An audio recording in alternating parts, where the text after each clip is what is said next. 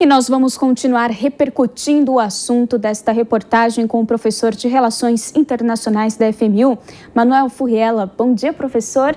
Obrigada por falar à Jovem Pan. Bom dia. Muito bem, professor. Acabamos de ver aí na reportagem, com a aprovação de Biden, os Estados Unidos bombardeiam na Síria bases de milícias apoiadas pelo Irã. O que essa ação nos diz, então, sobre a política externa para o Oriente Médio adotado pelo presidente Joe Biden? As primeiras ações aí que podem delinear o norte dos próximos meses.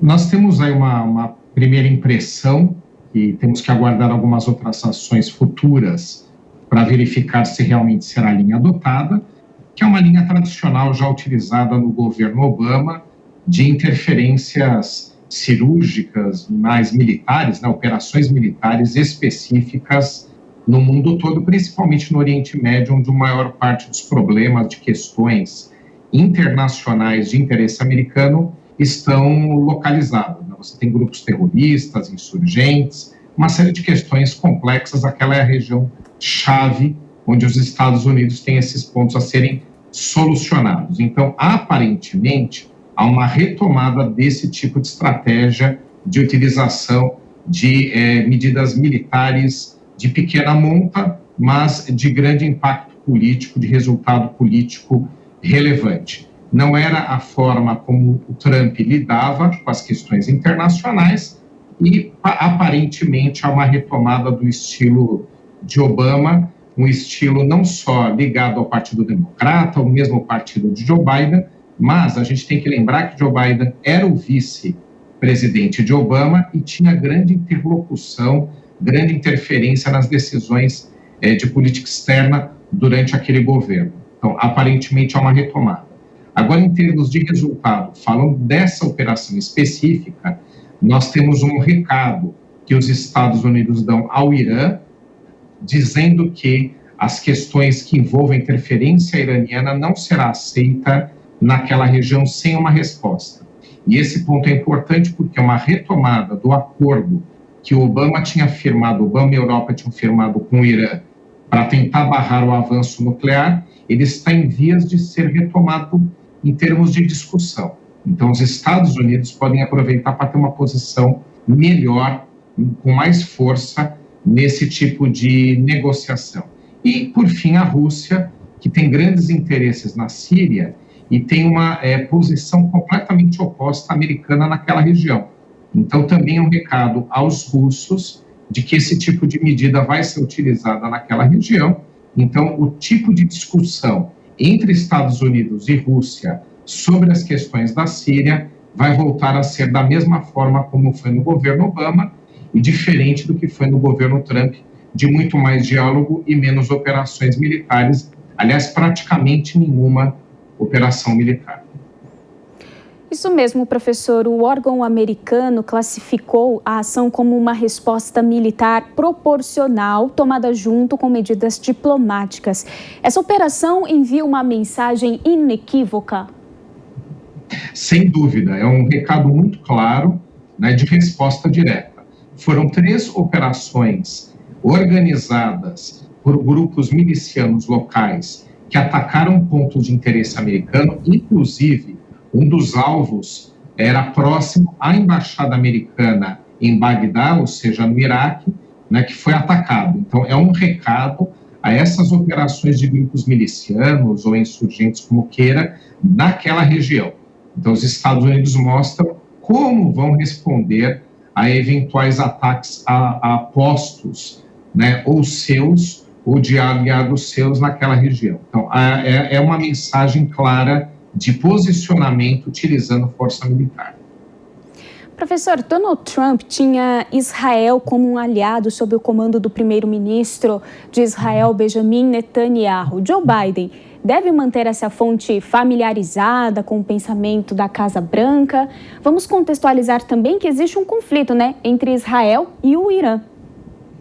Sim, exatamente. E esse conflito é que levou Donald Trump a desistir do acordo de paz firmado com o Irã durante a gestão Obama. Um acordo que foi importante, comemorado, porque há necessidade efetivamente da gente barrar a evolução do desenvolvimento de armas nucleares pelo Irã, senão a gente vai ter um problema futuro realmente muito grave, né? Se o Irã conseguir desenvolver um armamento nuclear, realmente ali no Oriente Médio, a gente vai ter sérios problemas, com chance inclusive de uma guerra, de um confronto de grandes dimensões. Então há necessidade, né?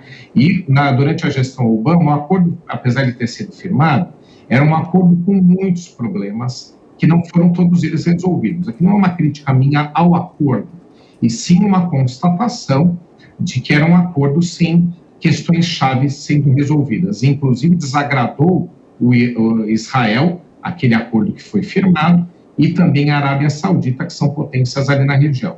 E ao desagradar Israel, nós tivemos grandes problemas, né, na relação Estados Unidos com esse país na gestão Obama. Agora, há uma oportunidade, independente de quem governa o Israel, de reaproximação de interesses americanos com Israel a partir da premissa de que um eventual futuro acordo com o Irã não vai ser o mesmo do Obama, e sim uma repactuação, tentando melhorar alguns pontos de desgaste e trazendo Israel a apoiar esse compromisso. Professor, e existem influências de outras nações, como, por exemplo, a China ou a Rússia, nessa relação entre os Estados Unidos e o Oriente Médio? Quem está do lado de quem e como elas atuam? O Israel tem, né, interesses ali muito conflituosos, como a gente mencionou, mas é um país local. Agora, falando de estados, países fora ali do Oriente Médio, o que nós temos? Os interesses americanos muito próximos dos europeus, apenas com uma visão um pouco diferente, porque a Europa é muito mais propensa a firmar acordos naquela região do que os Estados Unidos, né? Então, um pouquinho diferente em estilo. A Europa tem uma característica muito mais diplomática e os Estados Unidos de interferência, mas de qualquer forma são aliados, os interesses, os pontos de vista são muito próximos. E do outro lado você tem a Rússia.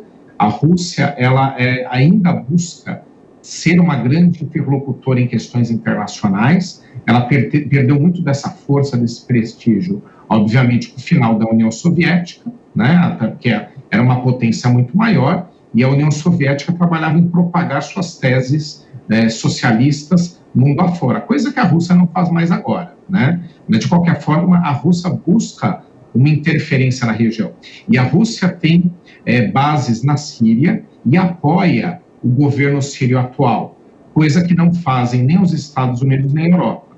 Então, você tem ali dois grandes lados, Rússia, Estados Unidos e Europa, em lados opostos. A China, ela tem interesses, mas são interesses muito mais pragmáticos, ligados a recursos naturais. Então, do ponto de vista chinês, os interesses lá são muito próximos do que ela tem na África, que é a busca de matéria-prima, recursos naturais, principalmente, né, para alimentar a sua economia, que continua em ampla expansão.